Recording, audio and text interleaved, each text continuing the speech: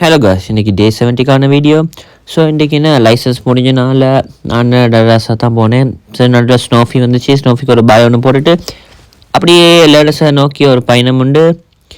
So லேர்னஸை போகிற நேரத்தில் என்னது லேர்னஸுக்கு லைசன்ஸ் இது கொடுத்துட்டு லைசன்ஸை கொடுத்துட்டு ரினியூ பண்ணுறதுக்குன்னு சொல்லி அப்படியே பயணத்தில் நடந்துக்கிட்டு இருக்கேன்.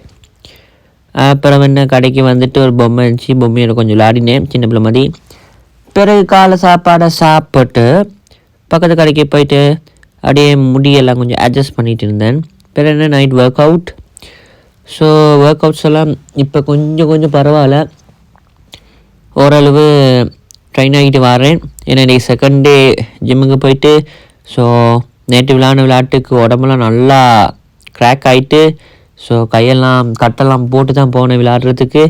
ஸோ இன்றைக்கி போயிட்டு இந்தியா டே வந்து பேக்குக்கும் பைசேப்புக்குமான டே.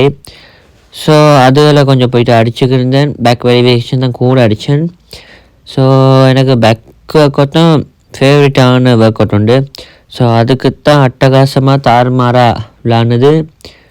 ஸோ வேறு என்ன, நல்லா முடிஞ்ச அளவுக்கு வெயிட்டை போட்டு அடின்னு அடித்தது.